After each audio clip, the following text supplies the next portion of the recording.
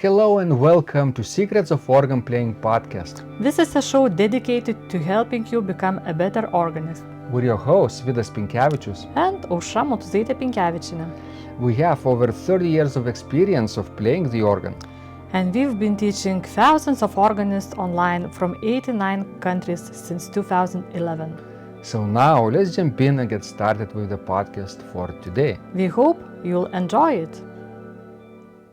Hi guys, this is Vidas. And Ausra. Let's start episode 752 of Secrets of Organ Playing podcast. This question was sent by our good friend Rien Skalkvijk, who wants to know our tips and tricks for transcribing improvisations, because he writes organ compositions himself, but sometimes he also improvises them before transcribing, and if improvisation is good enough to be converted into composition, then we all would want to know how to do it, how to transcribe it faster, that it wouldn't take days and weeks. So Ausra and I also have been improvising recently and have a few things to share. So if you're interested in doing this, listen carefully. Yes. First of all, if you are going to transcribe your improvisation, you need to think about it before starting improvising. Well, you need to think how will you structure your improvisation, what form it will be, and how many keys will you modulate while playing. Will it be like a free improvisation, or will it be based on some famous hymn tune? Because this will help you a lot, not only to improvise, but also to transcribe it. Definitely. Shall we talk about our process? For example, our recent improvisations from St. John's Church, right? Ausra improvised what was that? Cantabile, some kind of prayer without words, right? And I improvised also maybe some Christmas tunes. The trick, first of all, is to put a camera close enough to the keyboards and high enough to the keyboards so that your keyboards would be visible from above. If you prefer to look at the screen while transcribing, if you listen good enough, if you have a good sense of musical pitch, if you can differentiate between which pitch you are hearing without looking, then position of the camera doesn't matter. You can even record audio only material, and you can close your eyes and transcribe it from listening just. But for most people, obviously looking would be easier, right? And to check, sometimes you need to check even if you're hearing something on the organ with multiple pitch levels and registrations, at not only at the octave level, but at the fifth level or a third level, tiers, right? Mixtures. These things can muddy the sound somewhat, and sometimes it's good to be able to look. So what I like to do is to put our tripod close enough to the keyboards and high enough, not from the side, but from the eye level or even higher, I would say. Yes, Ausra? Yes, but you have perfect pitch, so I think it's not a problem for you to transcribe things even without having camera pointed to the keyboard.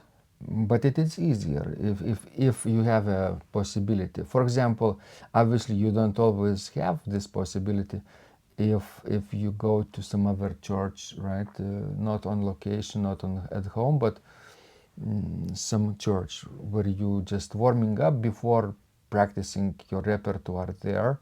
Maybe you have a concert coming up there or a recording session. I know from time to time Rien goes to Ulvenhout, right?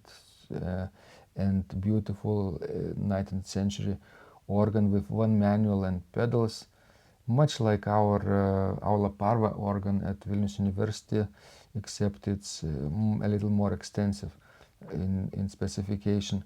But basically, Rin goes there from time to time and records quite a few organ pieces by other composers and by himself too, at the same day, you know. But before doing that, maybe he can improvise, warm up to the keyboards and pedals and test out some sounds, right? Registrations, and improvisation is very good for that. To check if everything is working, you know, the range, and if the stops are working exactly as they should, if they are in tune. And you put the camera on and your microphones are working, press record and you can improvise. So maybe Rin has high enough tripod, maybe not, I don't know. That helps if this is high enough and from the bird's view, basically, eye view, your head view, basically, you could see the keyboards from below. But you know, From above. you can transcribe it as, you know, if you would be writing, taking a musical dictation. Yes. Voice by voice. So that takes me to another step. Once we have our video material already filmed, yeah, we go back home, transfer the files to the computers, and then what happens is I convert them into a YouTube video, upload to our subsequent channels, Aušra's to Aušra's channel, mine to Secrets of Organ Playing channel. If we play a duet improvisation, that happens sometimes too, so we might decide, you know, maybe to Aušra's channel. And then what happens now, we have material available for either for archival purposes or for publication later. And then when the time comes to transcribe, the same day or the next day, I work with Sibelius program, and Aušra does too, right? Yeah. And we have our MIDI keyboards, little small ones, bigger ones, everything in between, to choose, too many to choose from actually.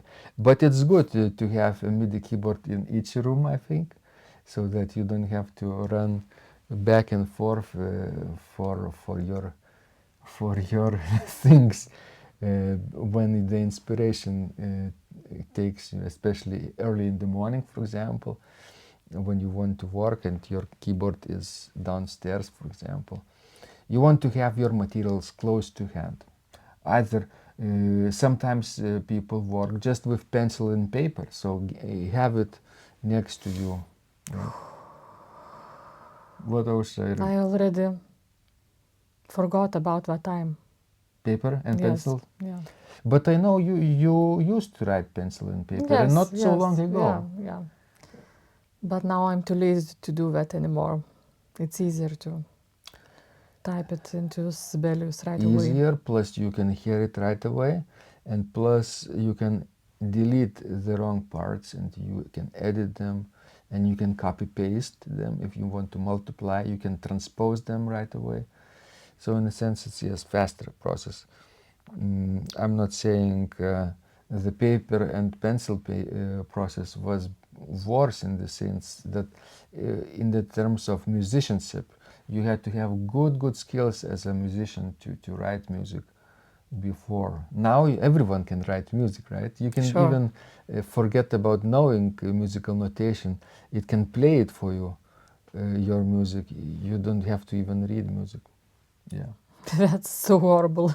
Yeah, Really. that's scary, because now everyone can just type a few notes and press publish, yeah, without understanding what they wrote.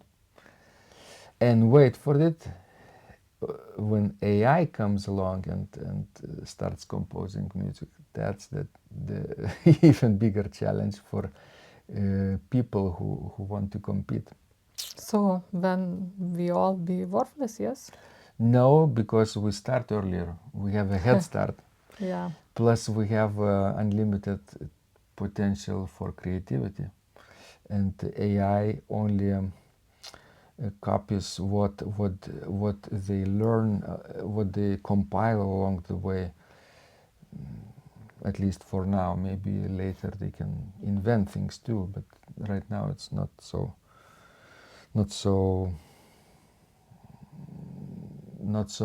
easy to create from scratch for AI, I think. All right, so what do we do next? Then we play YouTube video, yeah, the one that we want to transcribe into musical notation.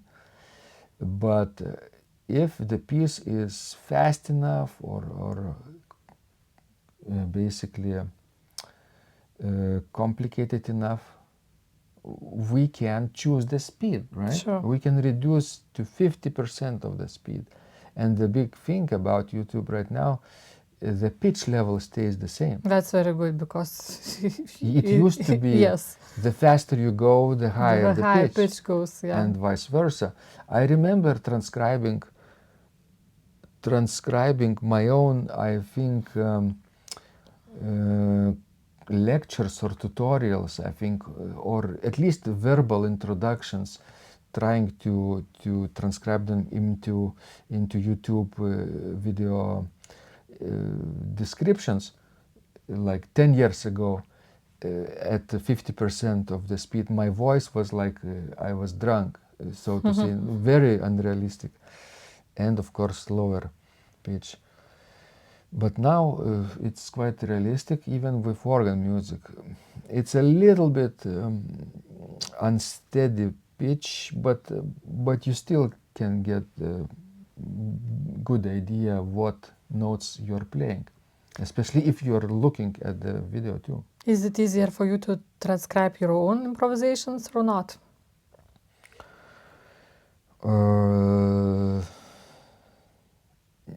It's easier for me to transcribe improvisations if I improvise with the idea in mind that I later want to transcribe it.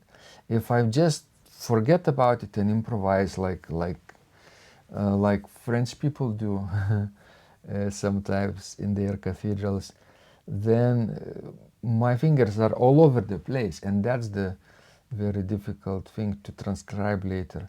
But if I think strategically and methodically what notes I would be playing, at which order, at which place, and what my right hand does and what my pedals should be doing ahead of time, then I can recreate that moment in time when I'm transcribing. I can remember what I did. What about you, Ausra? Yes, the same. I think it's really helpful to know what will you be playing. Not like note by note, but general concept, you know. And for me, for example, I always need to know what will be the meter of my improvisation. This is a crucial point. Otherwise, you know, you will never be able to transcribe it, you know, and to put it on paper. I would say if that happens, and that happens a lot to me too, you don't have to transcribe literally. You can adapt a little bit. You can change Gregorian chant, right? Of course, Very of difficult course. to play it metrically, like 1, 2, 3. Then would be free rhythm, yeah? You play free rhythms, but when you transcribe them, you can approximate them into your meter if you choose a constant meter. But of course, you can always change meters from time to time whenever music requires. Yes, and no, well, meter is really important, I think. I remember when I composed, you know, Fanfare Processional in D. nobody can guess what is the meter of that piece without looking at the score. So funny. Oh, I think it's time for us to take a little break and to grab a sip of water from our Secrets of Organ Playing mugs. All right. If you're curious, take a look at the description of this video. We have links available to these mugs. Do you like it also? Yes. Cheers. Cheers.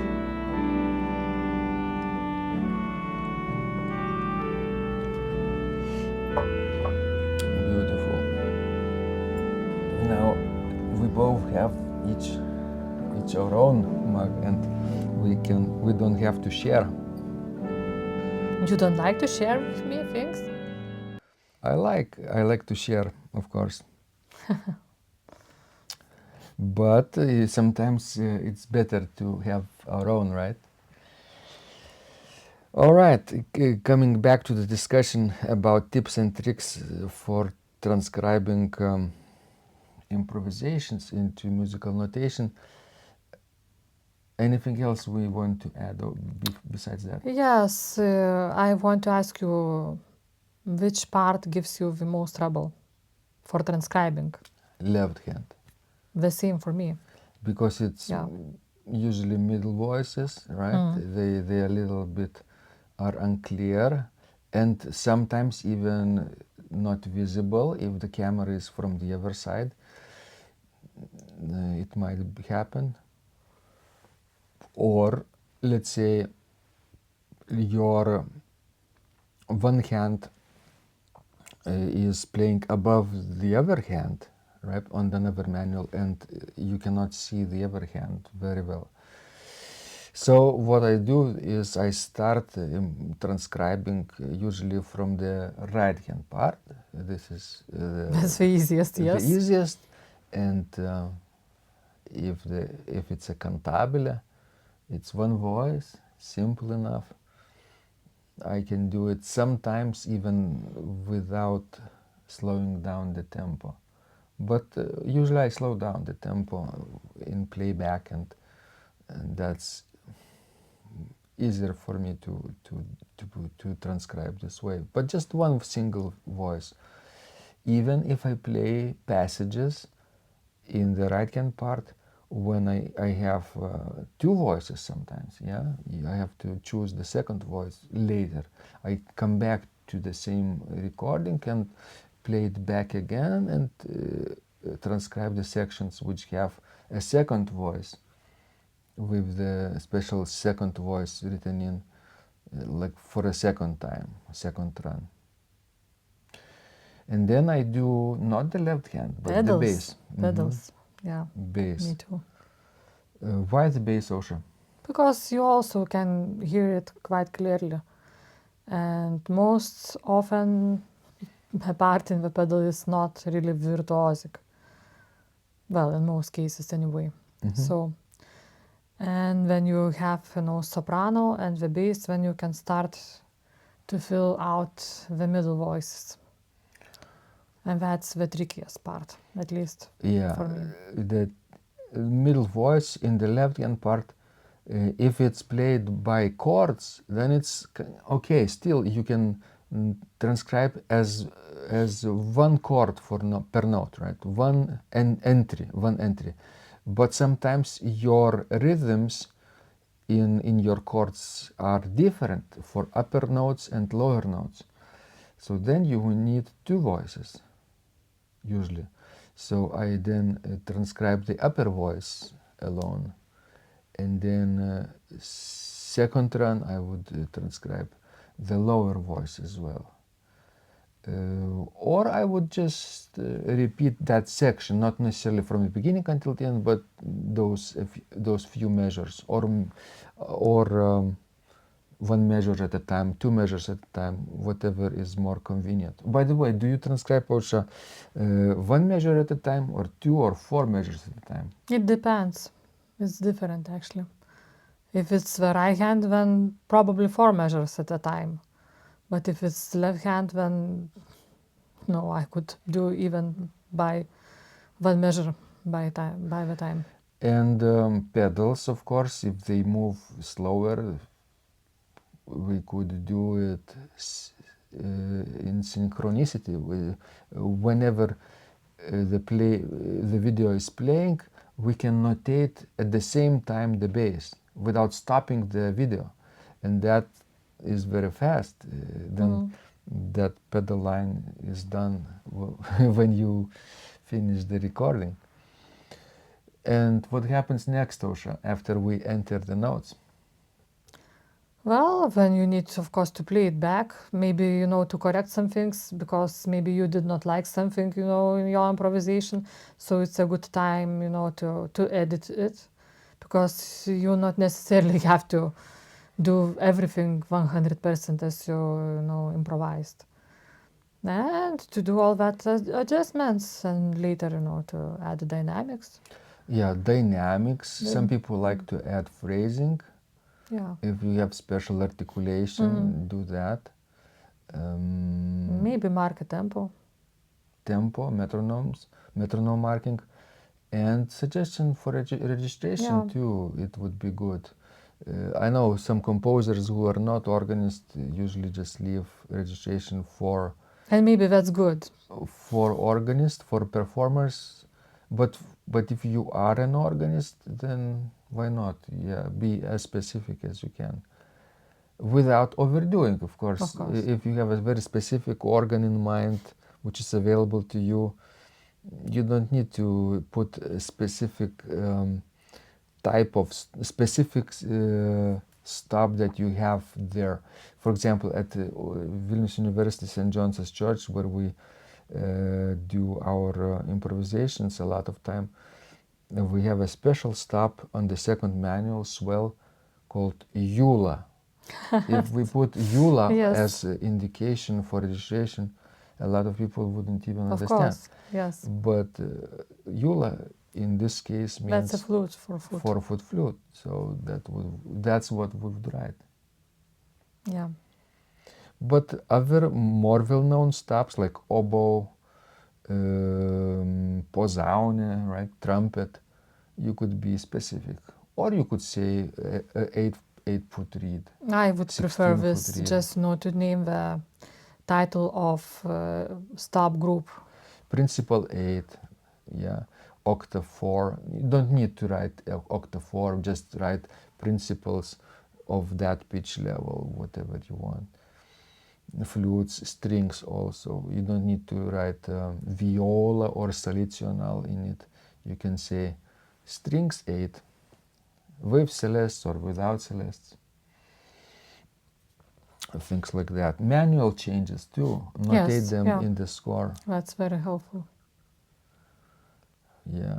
Some people use brackets, some intricate system. I haven't found easy way to do it in Sibelius, so I just tried abbreviations for manuals. Hauptwerk, not Hauptwerk, Great, GR, Choir, CH, and Swell, SW, pedals, PED, things like that. Anything else you want to add, Ausra, for Ian and others who want to try their hand at transcribing their improvisations? Or improvisations by others, or even compositions written by other people on YouTube. Yeah, you can watch the video by other composers and try to transcribe them. It's very easy, not easy, but good exercise. Yes, it's very good exercise for your ears, and you definitely will improve your pitch a lot by doing that, and you will have fun. Or maybe you will get frustrated, you never know. But it's a great fun. Final advice would be start in a simple, don't start with allegro movements, don't start with scherzos, don't improvise something which will get you in trouble when transcribing right away. Leave it for later. If you are improvising a suite with 4 contrasting movements, try to transcribe the slow movement first. yeah, and then when you get better, a little faster, more complex type of texture, and leave toccatas and marches and finales at the end. Okay. So that was fun, and please send us more of your questions. We help people grow, and we love doing it. This was Vidas. And Ausra. And remember, when you practice, Miracles happen. This podcast is supported by Total Organist, the most comprehensive organ training program online. It has hundreds of courses, coaching and practice materials for every area of organ playing, thousands of instructional videos and PDFs. You will not find more value anywhere else online. Total Organist helps you to master any piece, perfect your technique, develop your sight reading skills, improvise or compose your own music, and much, much more. Sign up and begin your training today at organduo.lt and click on Total Organist. And of course, you will get the first month free too. You can cancel anytime.